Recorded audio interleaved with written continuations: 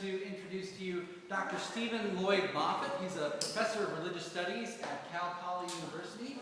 He's here with his partner Amy, who is a historian at Hearst Castle. And they live together with a few others in an intentional community in Arroyo Grande, in a community called the Lavra community. Dr. Llyod-Moffett is the author of many works. He received his PhD from UC Santa Barbara and a master's degree in theology from St. Vladimir's Seminary. Most recently, he's the author of the book The Spirit of Wine, Finding Religion in the Fruit of the Vine.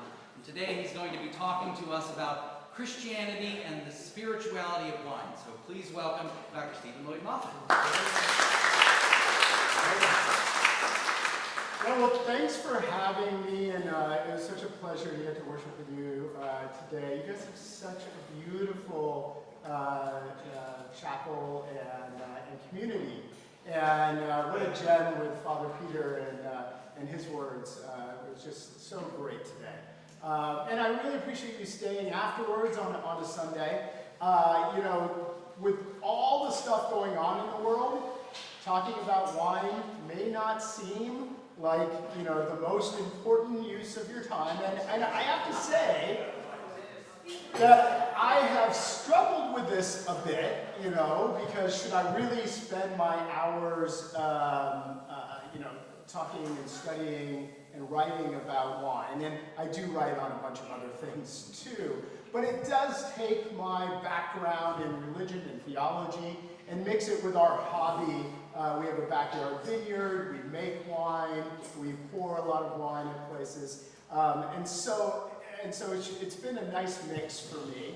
And plus, you know, my partner and I really like the research. You know, pretty much, you know, a bottle of research a night seems reasonable to us. But I am sympathetic with, oh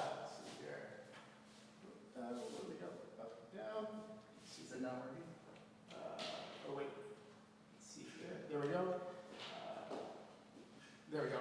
I am sympathetic with Fran Lebowitz, who wrote, great people talk about ideas, average people talk about things, and small people talk about wine. Well, we're going to try to create a category error here by talking about interesting ideas and wine at the same time. And it's going to be informed by our faith in Christianity. After all, Jesus is the most famous winemaker in the world, even if his methods might be a little unorthodox. So let's begin with his winemaking career at the story of the wedding at Cana. John sets the scene for us. He says, on the third day, there was a wedding at Cana in Galilee, and the mother of Jesus was there. Jesus also was invited to the wedding with his disciples. When the wine ran out, the mother of Jesus said to him, "They have no wine." And Jesus said to her, "Woman, what does this have to do with me? My hour has not yet come." His mother said to the servants, "Do whatever he tells you." Now there were 6 stone water jars there for the Jewish rites of purification, each holding 20 or 30 gallons. Jesus said to the servants, "Fill the jars with water," and they filled them up to the brim. And he said to them, "Now draw some out and take it to the master of the feast." And so they took it. When the master of the feast tasted the water, now become wine, and did not know where it came from, though the servants had drawn the water new, the master of the feast called the bridegroom and said to him, "Everyone serves the good wine first, and when people have drunk freely, the poor wine. But you have kept the good wine until now." This, the first of his signs, Jesus did in Cana in Galilee and manifested his glories, and his disciples believed in him. So, Jesus is at this awkward social moment that some of you might sympathize with. You've had a great evening with people close to you, and you've run out of wine. Panic. And Jesus' response here is atypical and probably above our pay raise. He uses divine powers for the very first time in public to turn water into wine. It's as if Jesus had all the creative powers of divinity within him, his whole life, and he's waiting for the big reveal. The first sign of his divine origin. And what does he choose? I'm going to instantaneously make great wine, right? And so you see all these bumper stickers that say, my God was a carpenter. You could put there, my God was a winemaker. Equally fair there. But there's more to the story, because he didn't just make wine, he made great wine. Remember, the guests were already drunk. And there's plenty of times at the end of the evening where you're like, don't bring out the good bottles, bring out the plonk that your cousin brought last week. But Jesus reminds us that even if it's late, the people that support you deserve the best wine, the good stuff. But there's even a deeper theological issue here, that when Jesus uses this instance to show the first sign of his divinity, remember he says, my dear mother, why are you asking me to perform this miracle? My time has not yet come. And if you think about this, God from the beginning of time, we hold, had a moment in his mind when he was going to reveal his plan for the universe. He was going to reveal his son that would die for our sins and offer eternal life. There would be one moment where for the first time, God was going to announce that the whole world was going to change.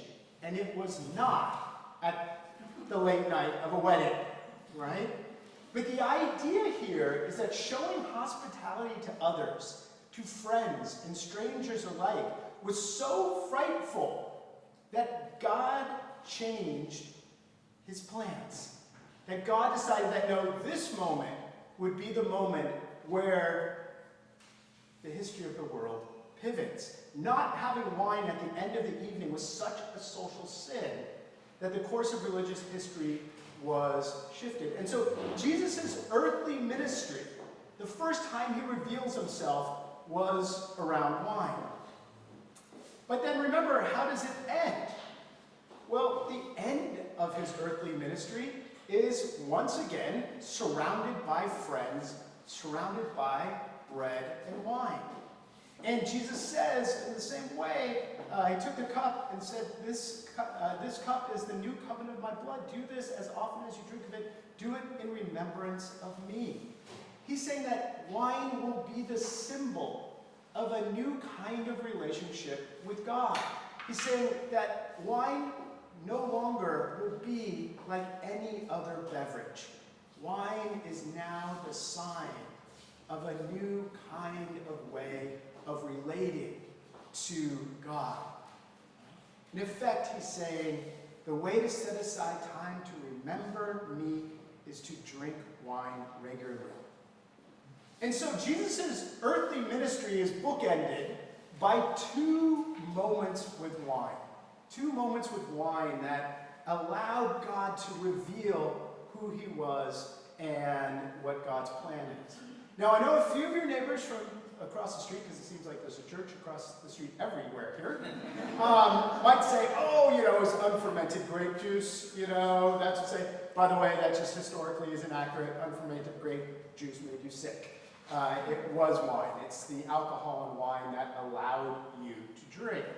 But it's not surprising that wine plays such a central role in Jesus' ministry, because the average person drank about a bottle and a third of wine a day in Jesus' time.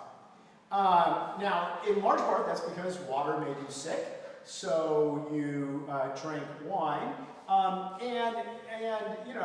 It wasn't probably as strong a wine. Some people have said that it was maybe only 9 or 10%.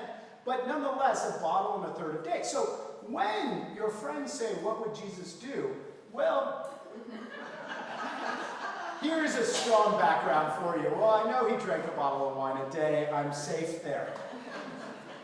And it's always been in the Christian tradition that wine is a symbol of God's blessings. There's over 200 references to wine in the Hebrew Bible alone. Only the book of Jonah has no reference to wine in the Bible. I guess, we're talking about whales and seas and stuff. Vines don't fit in quite as well.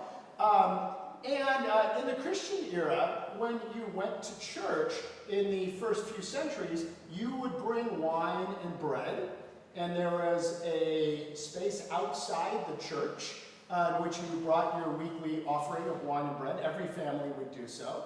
It was then carried into the church, which is still remembered in the Orthodox services as the great entrance, or the little entrance, sorry. And it's brought to the altar, it's consecrated. They would do communion, but I mean, obviously, if everybody's bringing bread and wine, they didn't consume all of communion at this time, not like priests today who are scraping the crumbs to finish everything.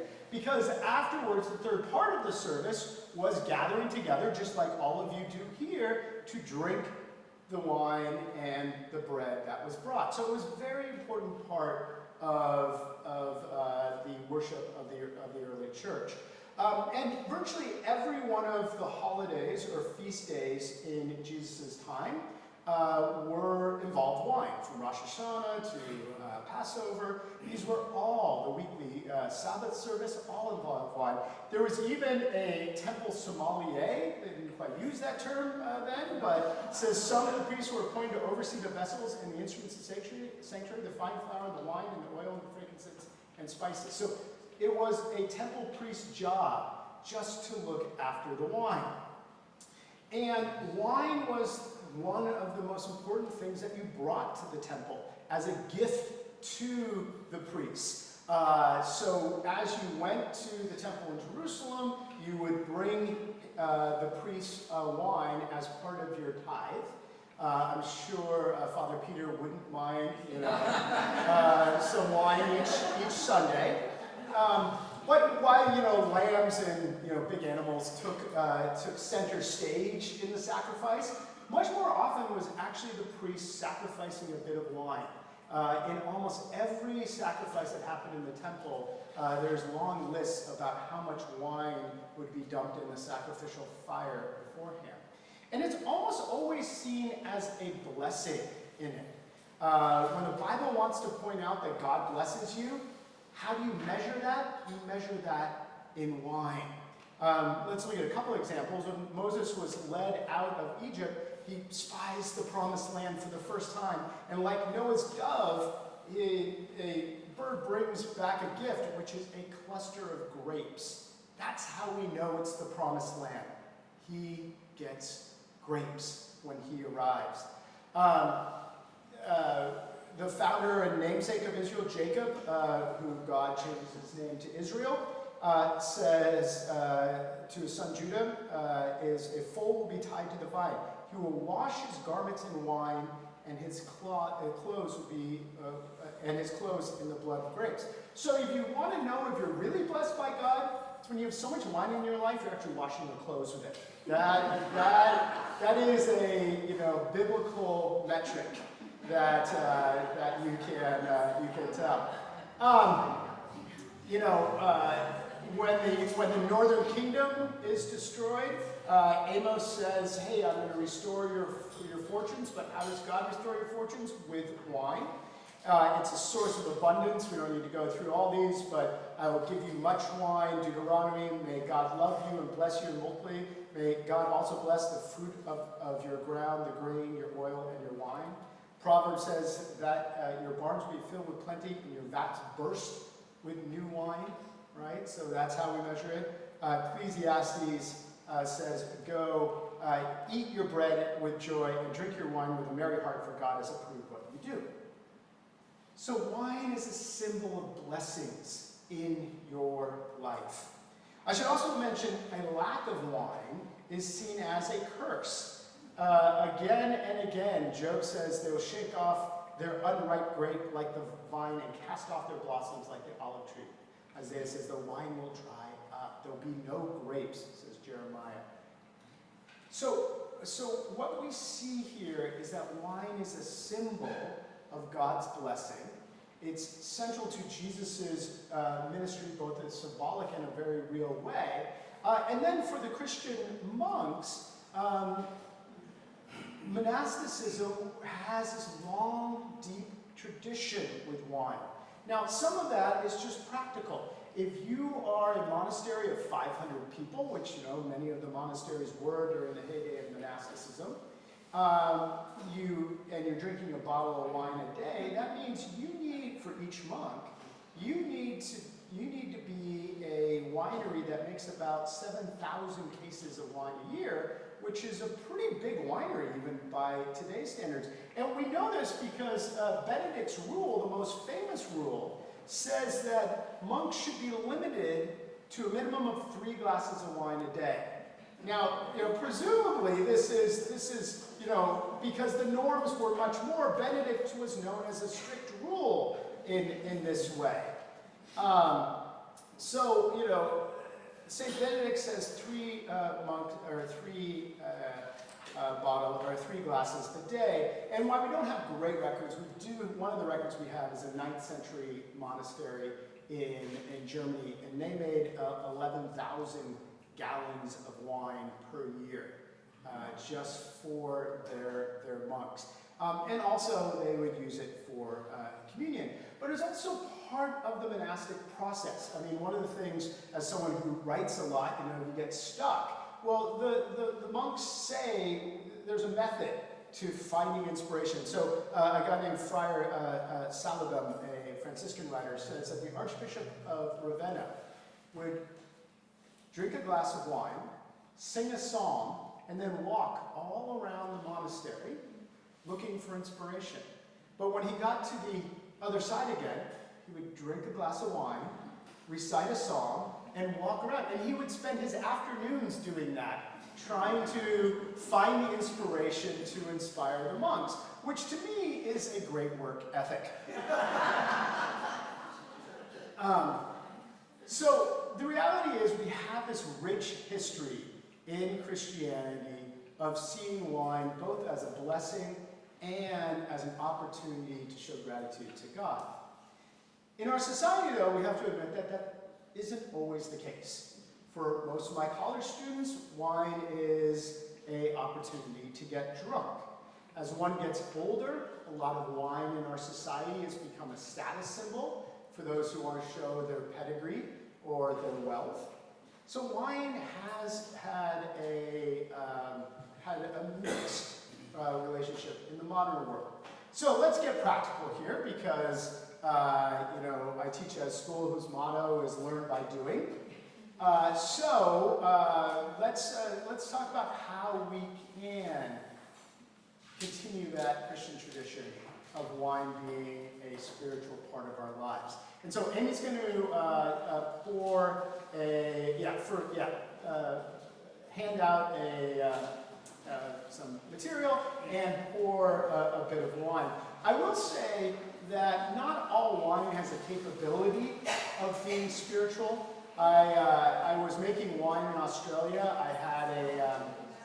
I was on sabbatical and I was making wine in Clare Vale, and I just visited this huge winery that makes Jacob's Creek, which is the best-selling wine in the world. It makes 11 million bottles of Jacob's Creek. And I said, "Oh, that was such an interesting winery." And the person I was making wine with said, "That's not wine, that's a beverage." And I was like, "Well, what do you mean by that?" And he says, "A beverage is something that tries to be the same every time you drink it." So if you go and buy a bottle of Coke, you're not like, "Oh, this is a 2020 Coke from the Atlanta." No, every Coke around the world is supposed to more or less taste the same, right? Year after year. And a wine like Jacob's Creek is supposed to taste the same year after year, right? And many of the wines, sometimes we call them critter wines because they often have critters on them, yellowtail or something like that. Most of the time, they're more beverages. So you kind of have to put yourself out there to have the capability of tasting wines. But assuming that you want to have a spiritual experience and can find some interesting wines around you, what is the advice that I can give? Well, I can tell you that I've spent so much of the last decade, first making wine, then planting a vineyard, seeing the vineyard grow, and then I was fortunate under sabbatical to get to travel around the world talking to so many of famous winemakers around the world. And I discovered that for some people, wine is taking the place of religion. in their life. You know, these are wine devotees who, while they may not see themselves as traditionally religious, wine is where they put their energy, where they find community, how they organize their schedule, how they find transcendence. And so the spirit of wine is mostly about these folks, these interesting people around the world who are making wine central to their spiritual life. And then the second book, The Spirit of Winemakers, is grounded on my interviews with all these winemakers around the world who are motivated by their faith. So I studied monks who make wine, I studied Hindus who make wine, I studied Buddhists who make wine. We do a lot on theosophical and biodynamics, the philosophical underpinnings of that. Some Chinese-influenced winemakers in there. But what I really want to do in these environments is, okay, if you want to make wine spiritual in a healthy way, how do you do it? So, here's where the practicality comes in.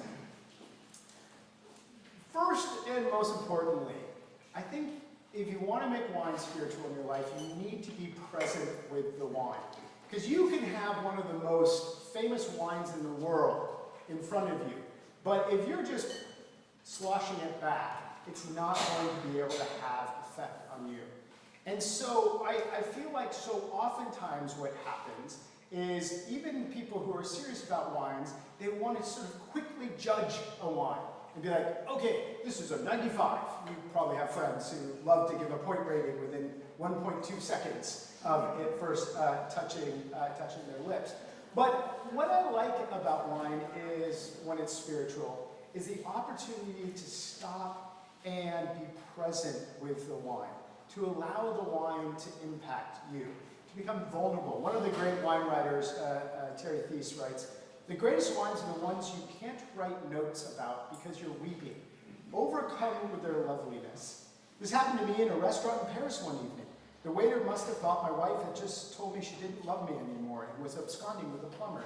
Nah, it was just the damn Gironnicon, which is a wine from northern France. This, like all wine experiences, will jump out of the darkness at you, but it's okay. It's part of this. It's part of the spell. Don't fear the weeper. So great wines will take us beyond ourselves, but we need to be present in order to have that. And I find one of the most noxious habits we have around even those of us who love wine is bringing expectations to the wine. You know, it's so often you can remember prom. You know, you imagine what prom's going to be like, and then you get to prom and it's kind of disappointing, you know, because in your imagination it's never quite as good. Well, I think that with wine, you know, you imagine, oh, I've been saving this bottle forever, and you imagine what it would be like, and you're kind of disappointed. So drop the expectations and be present with the wine. And one of the things that I've found is just why there are many, many fancy tools to open wine nowadays. The old corkscrew can be one of those physical triggers to say, slow down. Because it's not one of those things where there's very fancy electronic ones now. You just put it in and it goes boom, boom, you know. But that corkscrew can be a sign, a physical reminder of that. The other thing I would say, you know, other than the corkscrew, is having a routine when you want to have a deeper experience with wine. You know, we find this, and so oftentimes, one of the things you learn from sports is that, you know, how do these players make those game-winning free throws at the end? And what they always say, it's because at that time, they are simply following the same routine that they have done 100,000 times. So you watch basketball players, they often will, you know, bounce it 3 times, put it around their back, or, you know, spin it. And why do they do that? Because it collects their minds and puts them present. And so I want to suggest a wine routine for drinking it. We're going to talk about what wine we poured, but let's go through this routine. Can I have a glass? Okay. So, one of the things I've learned with students, and most of you are past the student phase, but nonetheless, having some mnemonic to help you remember things is helpful. So these are the 7 S's, right? So the first thing to do is see. Take a time to look at the wine, to put it up to especially natural light. Observe the color, the shifts in color as one approaches the edge. Really take a look at it. And what's interesting is, all the wines are so subtly different. And you'll notice things like particulate matter in it, or you'll notice how it might be different around the edges or around the front of it. So seeing the wine. Next, swirling it. Now, there's reasons why we swirl wine. Scientific reasons. It gives it oxygen, which tends to promote the aromatics that come out. So there is that. But also there's a sort of meditative quality to it. Bringing it around. And by the way, this is one of the reasons why there's different shaped wine glasses for things, because especially the folks at Riedel have done is they've found that different wines react differently when swirled in different vessels. So sometimes you're like, oh, how wine snobby, oh, I must have the Chardonnay glass. I am not drinking Pinot out of a Chardonnay glass. Well, the reason for that scientifically is they've sort of come out with stuff. But the whole idea of swirling, right? And then smell. And this helps us capture the aromas. Everybody's different, but for me, I'm one who, when I smell wine, I like to close my eyes and just try to elicit what flavors? What do people get from this? Rose? Berry. Yeah, berry, yeah, definitely like strawberry. Raspberry, something like that. And the good thing about this is everybody's different. Like, we smell different things. And we all have, I had, whoever made those cinnamon things over there, super good. But I'm getting a little cinnamon in this. After that. So we all give stuff. So, but just being present with the smell of the wine. And then we're going to go, the next 3 is going to be to sip the wine, swallow the wine, and savor it. We're going to do those together, but sipping the wine means not just sort of throwing it back, but letting it linger in your mouth a little bit, because we have taste buds all over our mouth. And then allowing the wine just to sort of sit in your mouth for a little bit before you swallow it. So,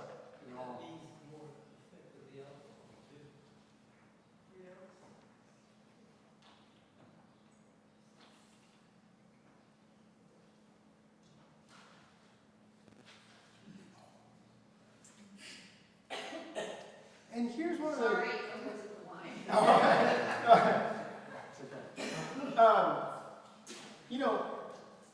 One of the things you might notice is the initial taste versus after it's sat in your mouth a little bit, and then as it slides down the throat. But one of the things that I really encourage if you want to make wine spiritual is to then just sit with the wine.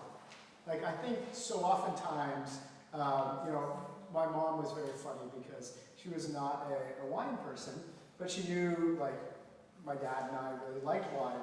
So she would jump the gun. She would say, "This is great," and then sip it. We're like, "Mom, you're supposed to say it after you tasted it." But we do have this instinct to want to say something, especially if somebody important has given us the wine, to say it. But just sitting with the wine for a second is, I think, an important part. That's that savor part. And then equally important is to share, because in looking at the impact that wine can have, it's really the interpersonal relationships, as we'll share later, that comes from drinking that has that. So, sharing with others. So let's listen, maybe just with your table, just spend 30 seconds with each other.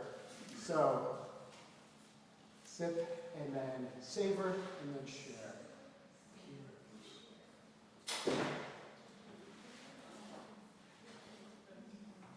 What comes to mind with that?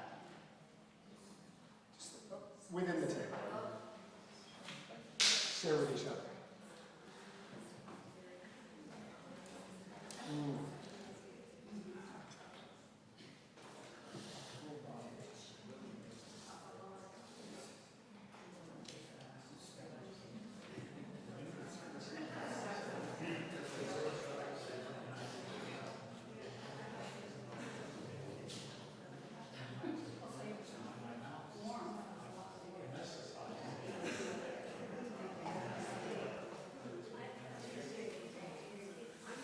And it can just be, this is a great way to spend a Sunday midday. That is also something you can share. Having done tons and tons of wine tastings, it's so interesting that some people will share flavors. Some people will share feelings they have. Some people will share, oh, this reminds me of first grade classroom, in Mississippi, right? So it brings back memories, but sharing is an essential part. So, you start off not just sort of, I'm not opposed to sort of, Saturday afternoon drinking a rosé on the patio, slamming it back, totally fine, right? That's great. But if you want to have a meaningful relationship with a glass of wine, you need to be present for it.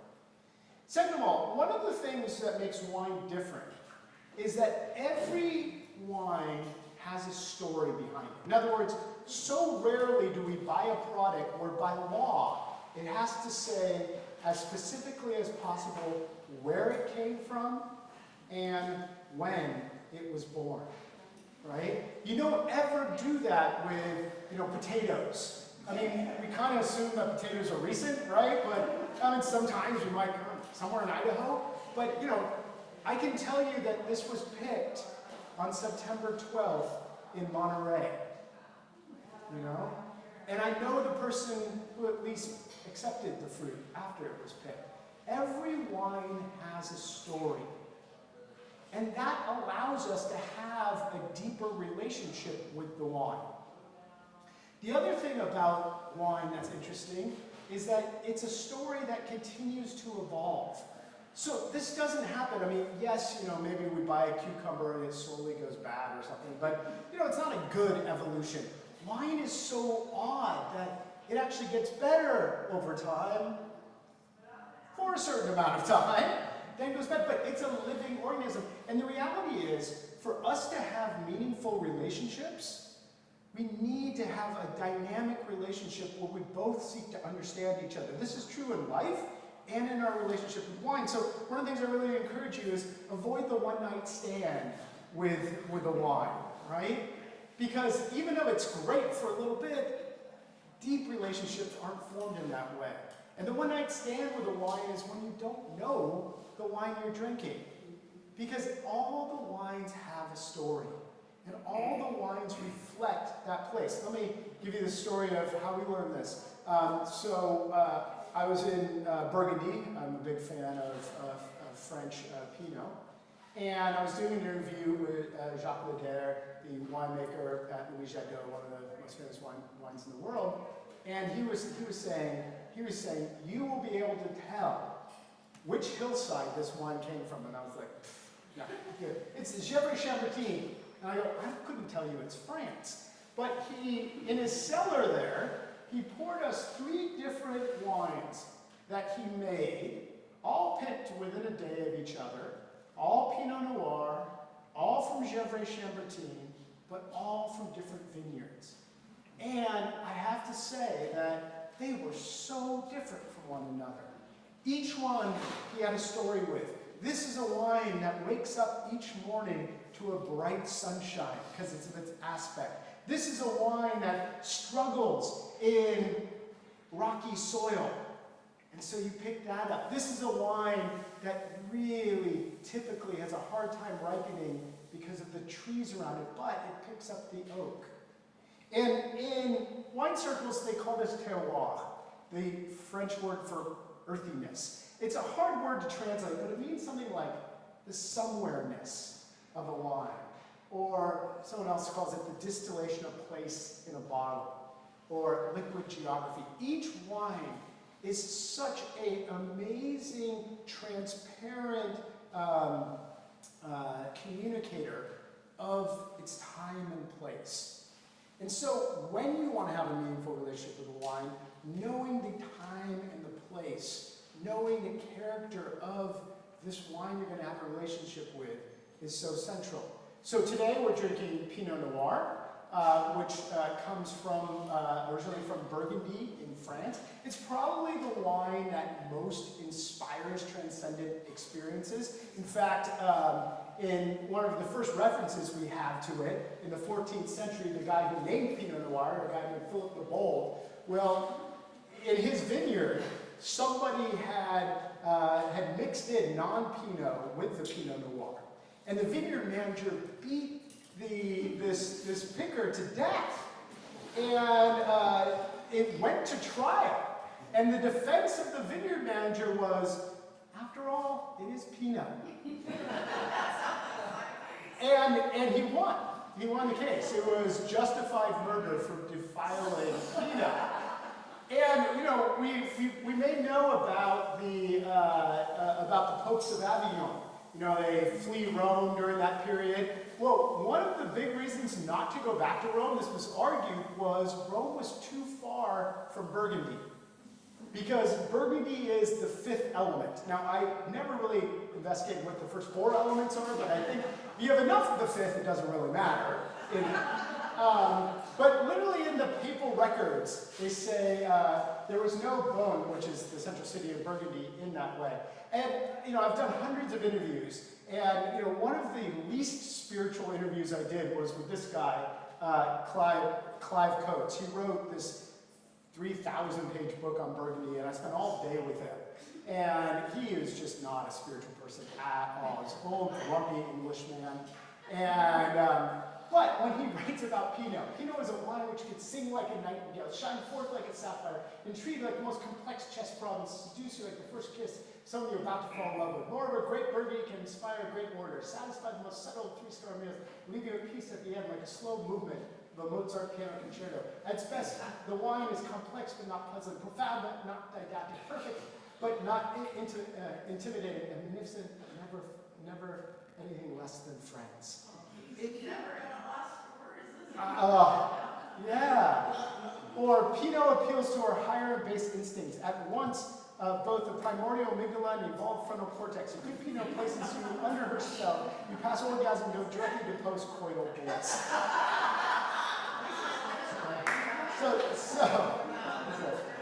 But there is this sense that certain grapes like Pinot inspire this. Now, fortunately, we live in a really good Pinot area. This wine that we're having today, the grapes come from Monterey, but it was made about a half mile over here in Santa Maria.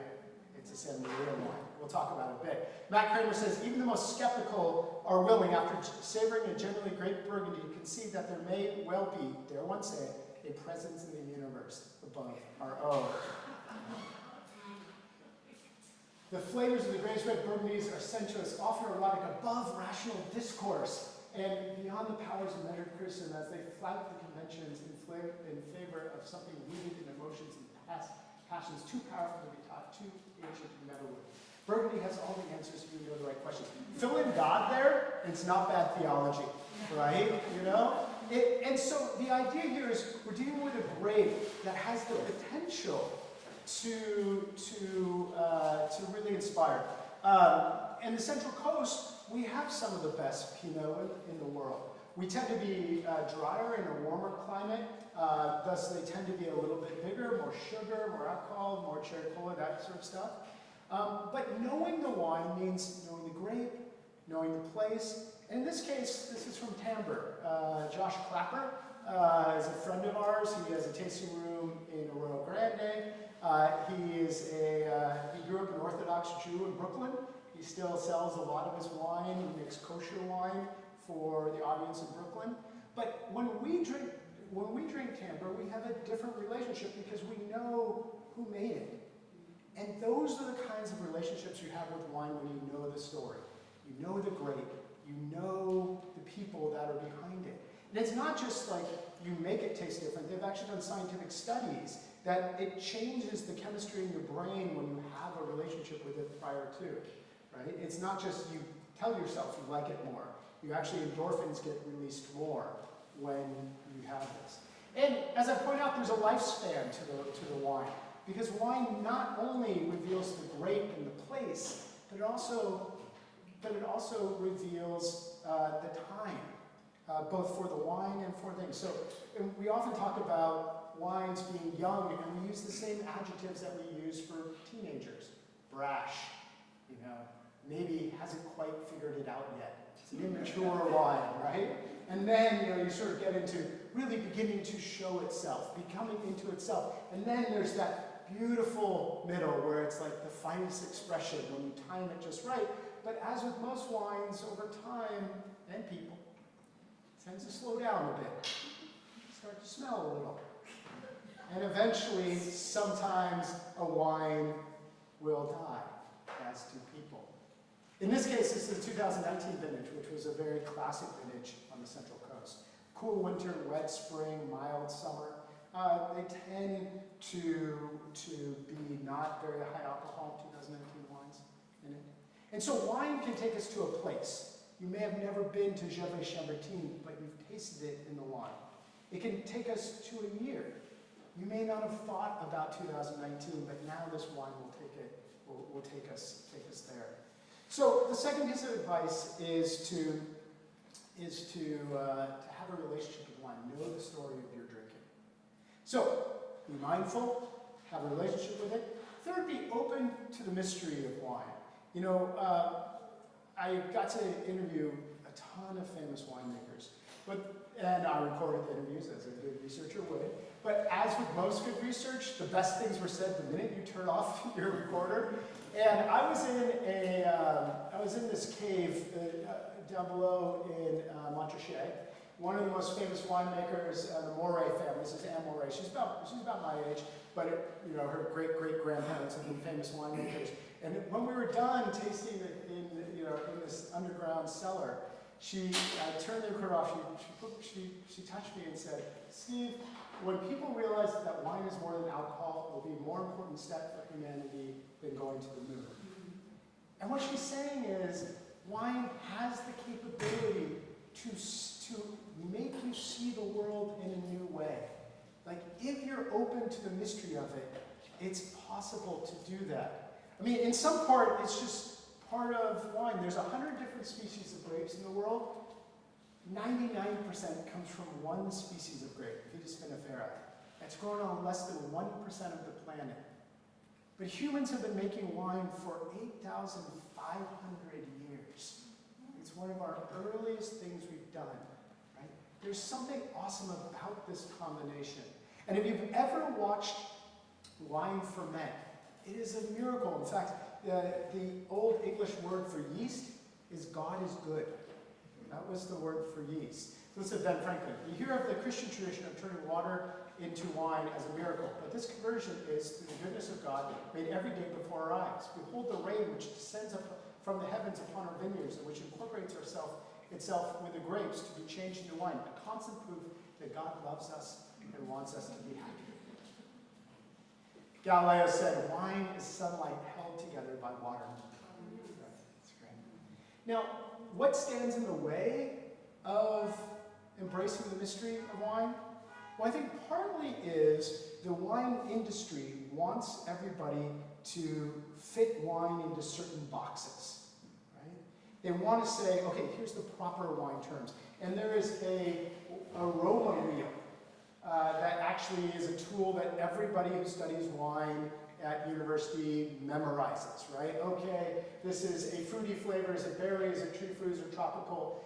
And it's a very regimented thing, and I get that there needs to be consistency in industries, but what it does is it sort of saps the mystery of it all. I remember when Basil, my older son, was growing up, he would watch us taste wine all the time, and we'd always give him a little sip of wine and ask him, and he's a smart kid, he's 20 now, so he's old, but even as like a 10 or 12-year-old, he would taste it, and he would just emulate what he heard us say all the time. "Oh, I'm getting raspberries." And I gave him a little sip of Pinot when he was like 10, and he gave me this very sort of rehearsed statement repeating what we had said. And I said, "Basil, that doesn't taste like that. What does it taste like?" And he tasted it again, and he said, strawberry pop rocks after drinking Sprite. And I was like, yes, that's it. Because we need to feel free to express ourselves, right? And this means, not trying to just say what you read on wine labels or the suggestions, right? Free yourself from the tyranny of judgments. My favorite wine criticisms are the ones that are not like any other. So let me read you one of my favorite ones. It's about a 2005 Sangiovese. Sometimes I think she glimpses at me over her shoulder, but not often. No white of eye, only mascara and cheekbones. She sits here on my desk, her back to me. Once I thought I saw lipstick, but so fleeting it may have been a smudge in my brain, a tragic shard of lust. It's all shiny black leather, disappearing in the dark to a raven muss of hair. She's been eating Morello cherries and Valfredo Cud and Guanage, 80% chocolate, and she's wearing Jean Desprez Bella Versailles to enhance the fact she hasn't showered for days. She moves her legs, I hear stockings, and the scarlet Louboutin click. That's a wine review. And I love that wine review.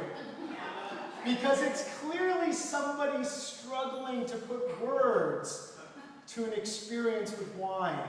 And nobody's going to buy that wine based on that description. But it was this wonderful expression of it. And so one of the things we do in my spirituality of wine class that I teach at Cal Poly is they instead of writing tasting notes, they create art to fit this. They pick songs or write songs. Or Andrew Jefford has been writing a haiku about wine every day for I think the last 20 years. But sometimes wine best is met not by prose and technicalities. In fact, a friend of mine in Australia does a wine tasting where he brings out 4 wines, and he's the wine writer for the Australian newspaper, so he's a very technically good wine writer. He writes 4 descriptions of the 4 wines, one that goes with each wine. But then he composes a minute-long song. And then what he does is he blinds 4 wines to big groups and says, match the wines with my wine description, and then try to match the wines with the songs I write. And the overlap with the wine description is about 40%. Like, people just are not very good at it. But with song, it's around 90%. In other words, maybe there's something about wine, like religion, where the spirit gets taken out when you try to analyze it to death. And something like song and poetry and art, maybe those are the better registers for us when we confront the mystery of wine. Fourth, make wine, drink with a conscious community. There's a Spanish proverb that says, for wine to taste like wine, it has to be drunk with a friend. And I think this is the real heart of why wine can be spiritual in certain groups. Because the beauty of wine is meant to be shared with others. It's a togetherness. I was once doing an interview with a quirky winemaker and bread maker up in Paso, and he's an Italian, and he's a quirky guy, and he says, is it ever okay to drink alone? He says, absolutely not. You should never drink alone. I mean, you need to have someone you can talk to about wine. I was nodding my head. He goes, like an animal, a dog, or a plant, But his thing is like, even if it's not the most communicative partner, you gotta express yourself with wine, right?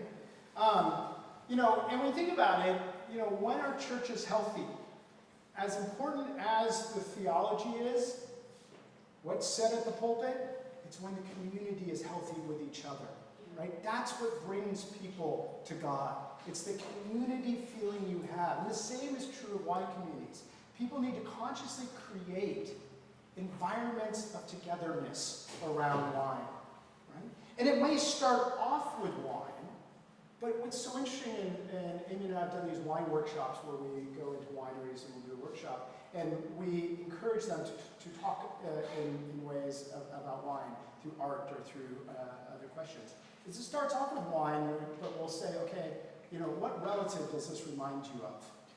And then suddenly you're like, oh, your Aunt Patty is exactly like my aunt, so where does she live? And then these conversations happen, and you can just see the bonds happen. And the wine was the jumping off point.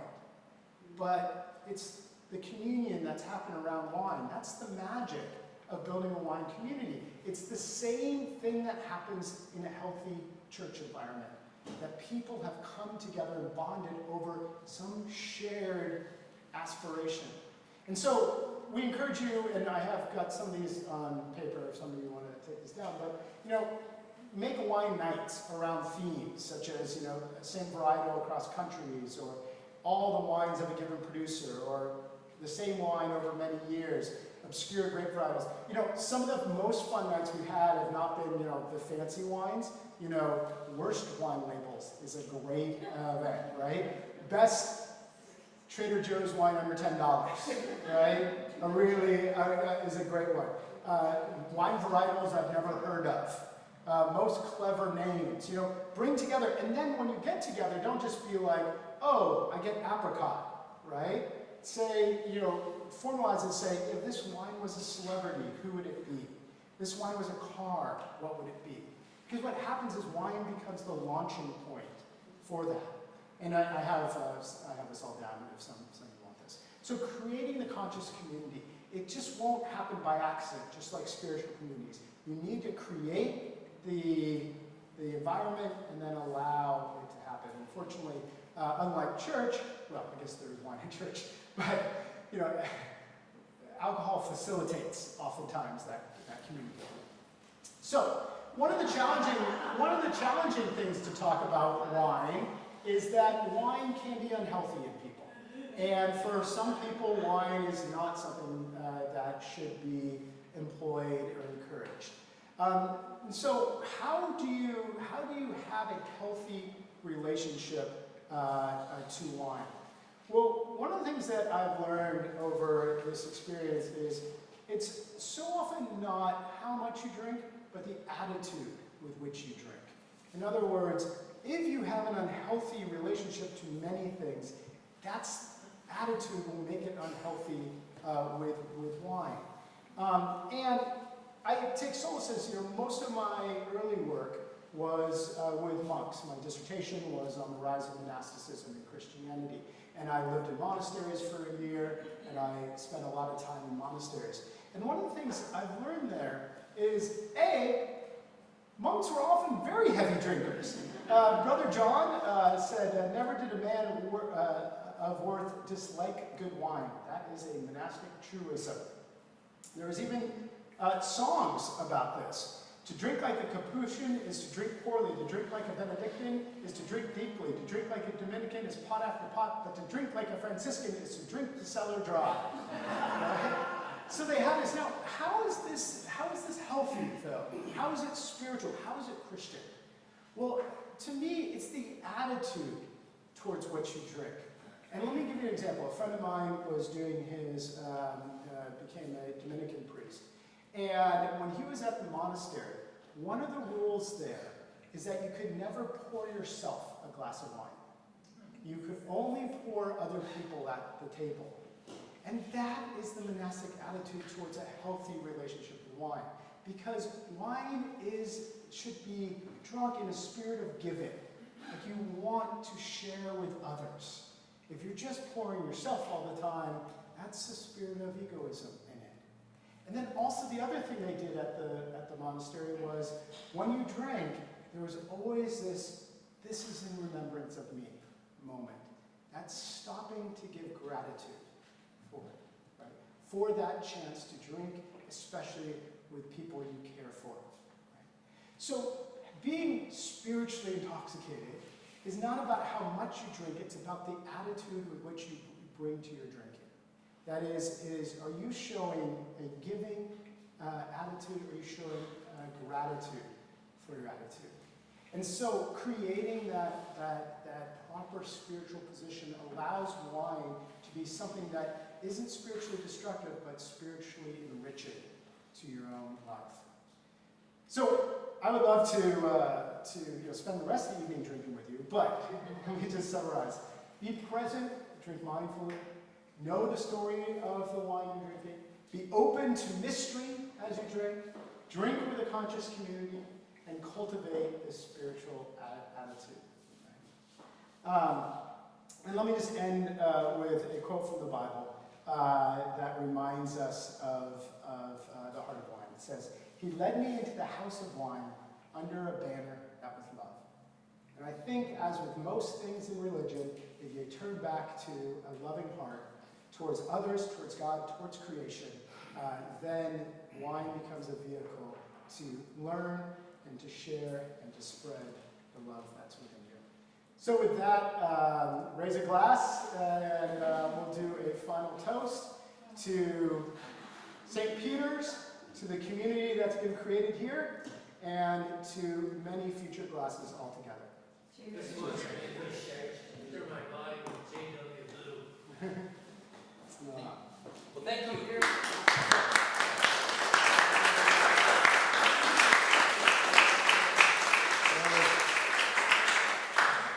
A really fantastic presentation, entertaining, informative, and also interactive. So, it was really, really well done. I want to open up for questions if you have them for Stephen.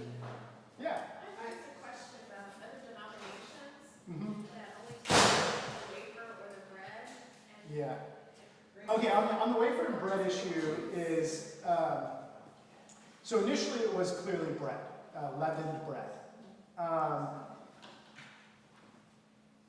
Luther started off with this notion, we're going back to the early church, and he was like, okay, well, they were Jews. This was Passover, and what do you eat at Passover? Unleavened bread, right? So he was like, okay, there can't be leaven in it. So he started that tradition. So typically speaking, Protestant circles have been less likely to have leavened bread in the thought that the Passover meal happened during Passover, it would have been unleavened bread. That was the switch. But the early church was always actual bread. Yeah. So when did wine become sinful? Well, I mean, wine could always be sinful, Right. right? I mean, it's like all of God's gifts to From the us. church's perspective, when you go to, I've been to several different denominations. Yeah. And they were, I was a Catholic, and the Catholics were criticized because they drank social. And then I was at the evangelical, and by God, if you mention wine, yeah. And so I'm wondering, where did that incongruity or whatever it is happen? Was there a time when it just Yeah. really started? It's really the Anabaptist traditions and then Methodists that kind of come out of that. So it's post-Reformation. But to be clear, it also represents a time where you didn't have to drink alcoholic beverages. Once we got hygiene set up, then you didn't have to. I mean, the reality is for most of human history, you just couldn't drink water. And so you had to have some sort of alcoholic beverage. And so, inevitably it's related to that. But it's also, stepping away from being a historian and being a normal person, it's also a little bit like the black and white thinking that often went around with Protestant. If it could be bad, if it could be abused, let's get rid of it all. I mean, this was the whole idea of the sacramental life of the church, right? The Catholic Church and the Orthodox Church has all sorts of things. You have confession, you have the end of, chrism, you have all these sacraments, all these things you do. And the Catholic position had always been, if it's helpful, let's encourage people to do it, right? And so, yes, people can abuse confession, right? It can be like, oh, well, Mardi Gras, let's go to confession Monday, right?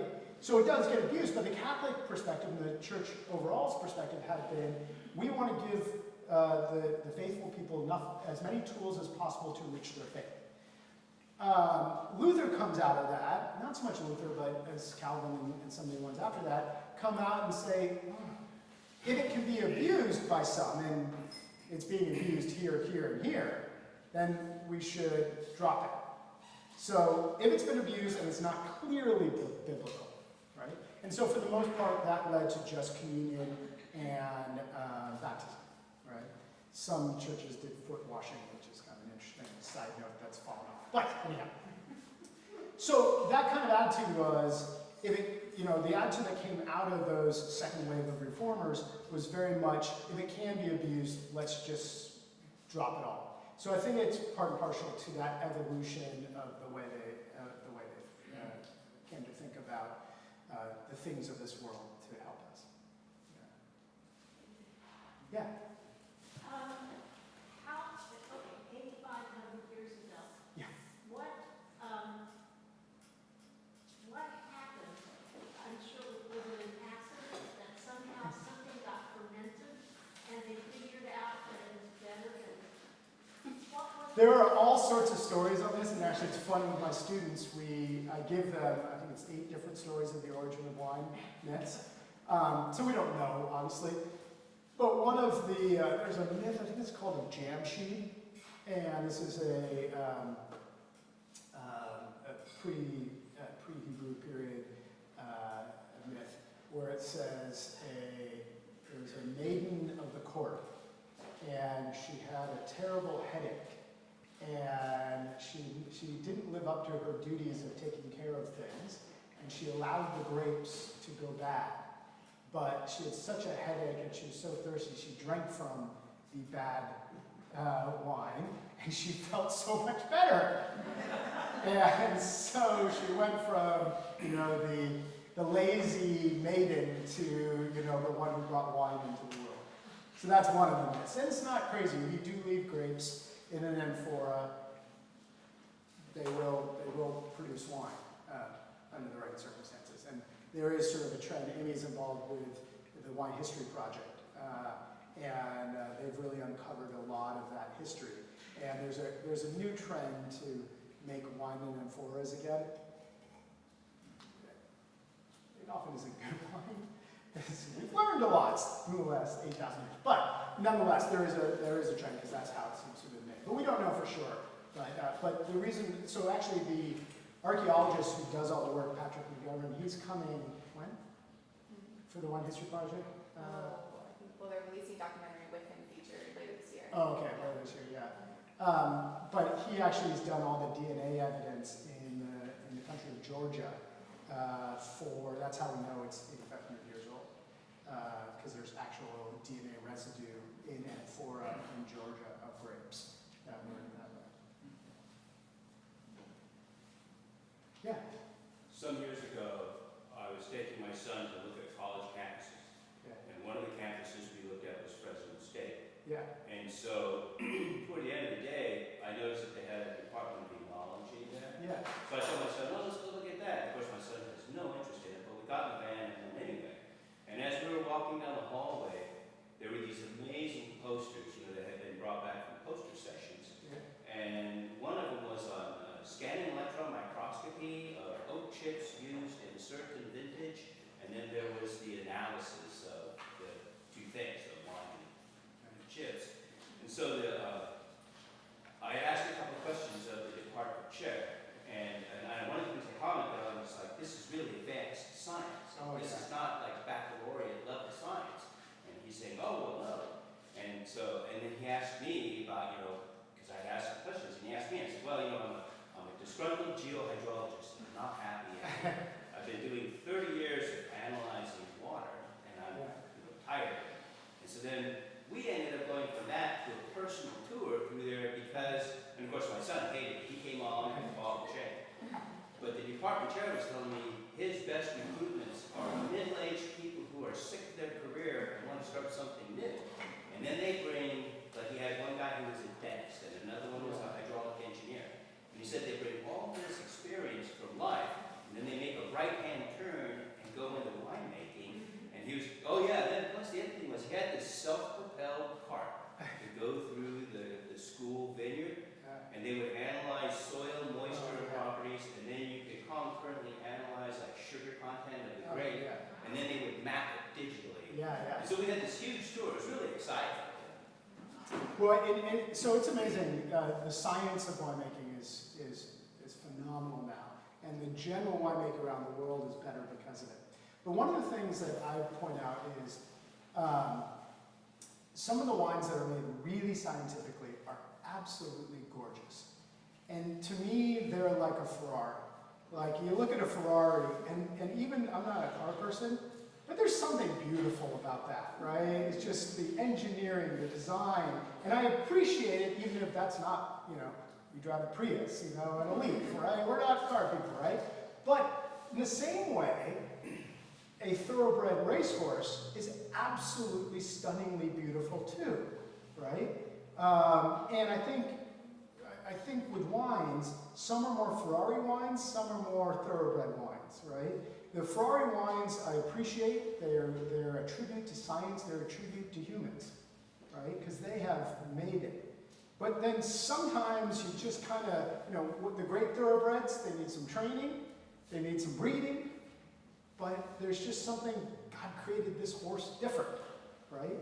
And some of the great wines are like that too. And I think why we can appreciate, we can appreciate both Disney Hall in LA and, and Yosemite, or we can appreciate Chartres and Zermatt or whatever. Like, there are natural cathedrals and there's human constructed cathedrals. Both are amazing. Both can be used as vehicles to appreciate the Creator.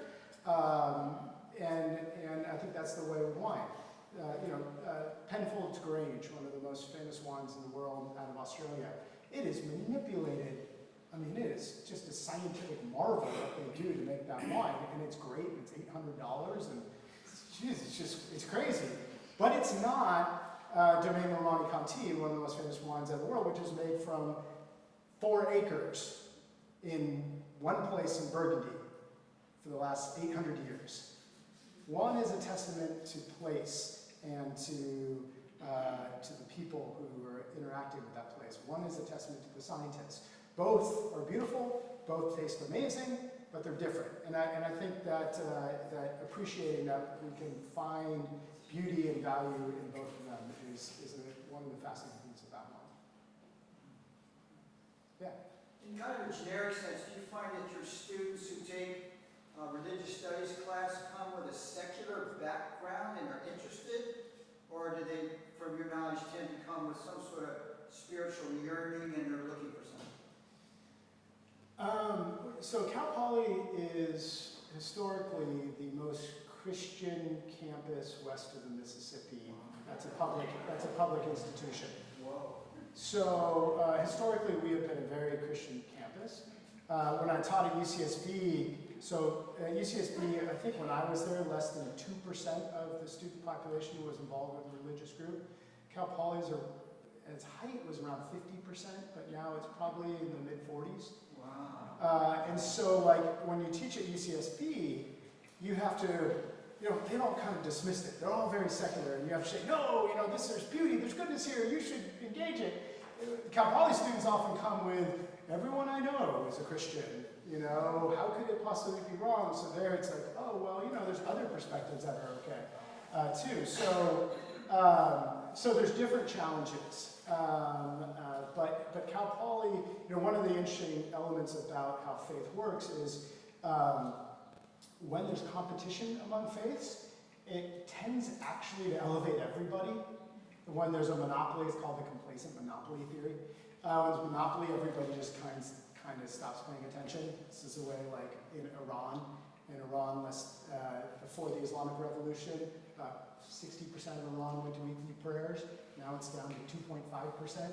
Like, nobody's religious in Iran except for the leaders. So Cal Poly is interesting because as the Christians are so active on campus, we have a really strong Jewish group, we have a really strong Muslim group. It's kind of all the groups because you just get asked all the time, well, have you accepted Jesus? And the Muslims eventually go, what am I supposed to say? And then they get together with other Muslims and they have it. So we tend to have a campus that is pretty open and positive towards religions. And so I would say the average student at Cal Poly tends to be sort of pro-religion overall, and it has an impact on them. Within that, there's a lot of